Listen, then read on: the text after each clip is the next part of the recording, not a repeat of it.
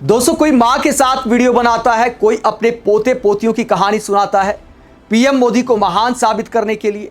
बॉलीवुड के ज्यादातर actor actress में जब मोदी भक्ति की होड़ लगी है तो बहुत कम कलाकार ऐसे हैं जो गलत को गलत कहने की हिम्मत रखते हैं, जो पीएम मोदी और बीजेपी को आईना दिखाने की हिम्मत रखते हैं कि अगर किसी बात का क्रेडिट आप लेते हैं तो जवाबदेही भी आपकी है। टीवी की गोपी बहू ने ऐसा बोलने की हिम्मत दिखाई है। राम मंदिर चंदा चोरी को लेकर बीजेपी और पीएम मोदी को जबरदस्त आईना दिखाया है। टीवी एक्ट्रेस देवोलीना भट्टाचार्य ने सोशल मीडिया पर क्या पोस्ट किया, बीजेपी और पीएम मोदी को कैसे खरी खरी सुनाई, लोकतंत्र का क्या पाठ पढ़ाया है, बयान आपको सुनाएंगे। पहले सुप्रिया श्नेत ने पीएम मोदी को क्या बोला है। पीएम मोदी राम मंदिर चंदा चोरी को लेकर आखिरकार चुप क्यों है, इसे लेकर कांग्रेस से सवाल उठाया है। और जवाबदेही को लेकर पहले सुप्रिया श्नेत क्या कहती है वो जरा सुनिए, उसके बाद टीवी एक्ट्रेस देवोलीना का बयान भी आपको सुनाएंगे। क्या कहती है सुप्रिया, जरा सुनिए। क्योंकि जब आप श्रेय लेते हैं तो आपको सच का भी सामना करना पड़ता है। राम मंदिर बनने का फैसला उच्चतम न्यायालय ने लिया। भूमि पूजन किसने किया? नरेंद्र मोदी ने। शिलान्यास किसने किया? नरेंद्र मोदी ने। उद्घाटन किसने किया? नरेंद्र मोदी ने। प्राण प्रतिष्ठा किसने की? नरेंद्र मोदी ने। ध्वजारोहण किसने किया? नरेंद्र मोदी ने। ट्रस्ट किसने बनाया? नरेंद्र मोदी ने। किसने उसमें चुन चुन के सदस्य डाले? नरेंद्र मोदी ने। ट्रस्ट को आरटीआई से बाहर किसने किया? नरेंद्र मोदी ने। तो जब आपने ये सब किया तो अब जब चंदा चोरी हो रही है, जब खिलवाड़ हो रहा है आस्था के साथ, जब आस्था पर प्रहार हो रहा है, तो आप चुप कैसे रह सकते हैं? आप विश्वगुरु बनने चले थे, आपने विदेश नीति चौपट कर दी। आप बनने चले हिंदुत्व के ठेकेदार, आप धर्म के साथ विश्वासघात कर रहे हैं, ये धोखा है और आप धोखेबाज हैं धर्म के। आपने तो शंकराचार्यों को भी आने नहीं दिया वहां पर।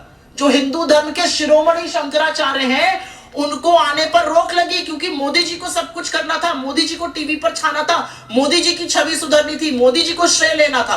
तो जब श्रेय जीवी आप थे, आज जब इतना बड़ा चोरी और घोटाला और महापाप सामने आया तो आप चुप कैसे हैं? आप कैसे सेशंस घूम रहे हैं? आप कैसे गलत स्पेलिंग वाले अवार्ड ले रहे हैं? आप जाके वहां पर 175 मिलियन डॉलर डोनेट कर रहे हैं, आपको फर्जी अवार्ड दिए जा रहे हैं जो ना आपसे पहले ना आपके बाद किसी को दिए जाएंगे, जैसे इजराइल में हुआ, जैसे फिलिप कोटलर के साथ हुआ। आप दुनिया घूमने में मशगूल है। यहां के कछुओं को मारकर ग्रेट निकोबार में वहां जाके कछुआ खिला रहे हैं, लोकल ड्रिंक पी रहे हैं। आप तो गर्मी के मजे उड़ा रहे हैं, फ्रांस, नॉर्वे, स्वीडन, इटली घूम रहे हैं, सेशंस जा रहे हैं और दुनिया को आप पाठ पढ़ाते हैं। आप चुप कैसे हैं? और मोदी जी की चुप्पी अपने आप में और तगड़े और असहज सवाल खड़े करती है। तो सुप्रिया श्नेत पीएम मोदी की चुप्पी पर सवाल उठाती है कि राम मंदिर चंदा चोरी पर पीएम मोदी चुप क्यों हैं। दोस्तों, इस बात में कोई दो राय नहीं कि मुद्दा बीजेपी का सबसे बड़ा मुद्दा रहा है, राम मंदिर का मुद्दा।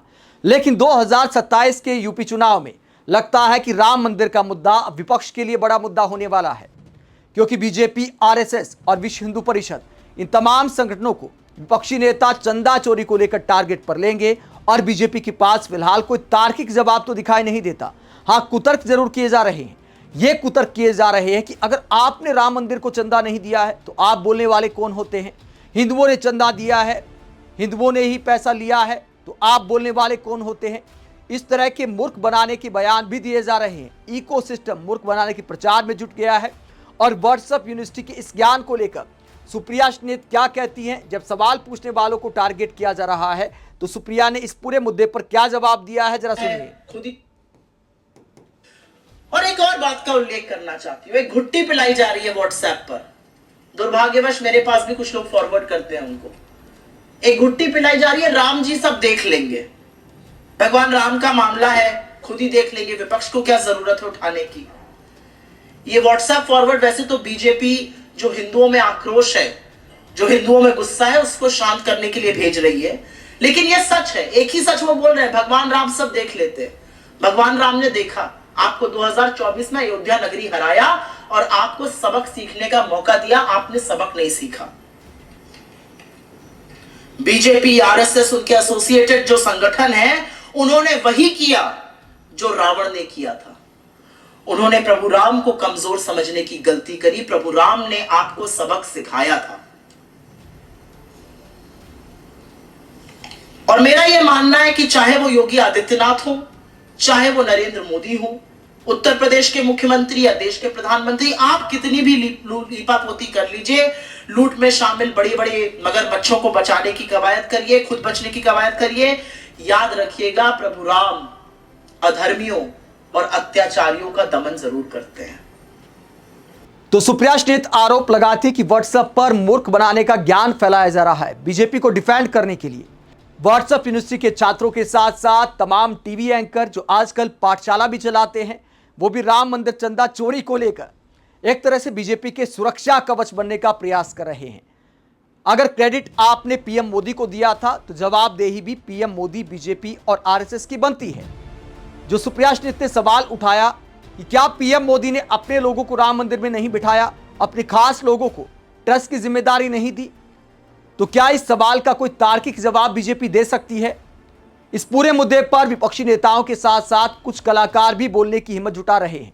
टीवी एक्ट्रेस गोपी बहू के किरदार के लिए फेमस देवोलीना भट्टाचार्य ने लोकतंत्र का पाठ पढ़ाते हुए राम मंदिर का मुद्दा उठाते हुए ये पोस्ट किया। राम मंदिर चंदा चोरी पर अपने दिल का दर्द बताते हुए और लोकतंत्र का पाठ पढ़ाते हुए क्रेडिट लेने और जवाबदेही से बचने पर देवोलीना कहती हैं, पूरे राजनीतिक नेतृत्व ने गर्व के साथ राम मंदिर निर्माण का श्रेय लिया। इसे चुनावी अभियान का बड़ा मुद्दा बनाया गया और इसमें कोई संदेह नहीं कि इसका चुनावी लाभ भी मिला।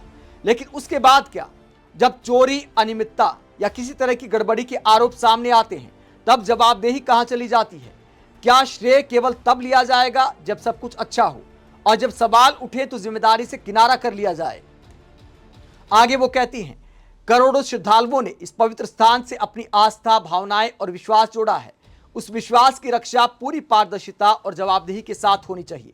कई बार ऐसा लगता है कि हर पक्ष आखिरकार एक ही रास्ते पर चल पड़ता है, उपलब्धियों का जश्न मनाना, लेकिन सवाल उठने पर जिम्मेदारी से बचना।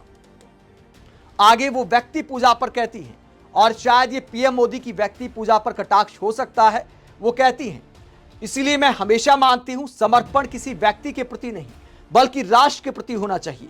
जब हमारी निष्ठा देश और उसके मूल्यों के प्रति होती है तब सही समय आने पर हम सही के साथ खड़े हो सकते हैं, चाहे कोई कितना भी प्रिय या लोकप्रिय क्यों ना हो। यदि वो गलत है तो गलत ही है। लोकतंत्र में कोई भी जवाबदेही से ऊपर नहीं हो सकता।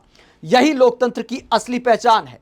हैशटैग राम मंदिर, उसके बाद दिल टूटने का इमोजी उन्होंने लगाया है। जाहिर सी बात है, बहुत सारे लोगों का, चाहे वो कलाकार हो चाहे आम जनता हो, राम मंदिर चंदा चोरी ने दिल तोड़ने का काम किया है।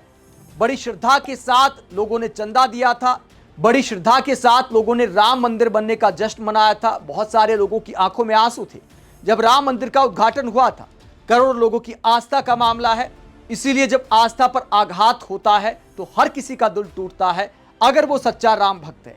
हालांकि आज के दौर में ऐसे भक्तों की भी कोई कमी नहीं है जो हर हाल में सत्ता के साथ खड़े होते हैं, गलत को देखकर भी आंख मूंद लेते हैं और कहते हैं जो मोदी जी कर रहे सब सही है। पीएम मोदी ऐसे लोगों के लिए सवालों से परे हो गए हैं। ऐसे लोगों की नजर में हर हाल में विपक्ष ही विलन दिखाई देता है। सत्ता की भक्ति में ऐसे लोग राम भक्ति की बजाय व्यक्ति भक्ति के रास्ते पर चल पड़े हैं। आप इस पूरे मसले को लेकर क्या सोचते हैं? कमेंट बॉक्स में अपनी राय जरूर दें। साथ ही चैनल को सब्सक्राइब भी करें। नमस्कार।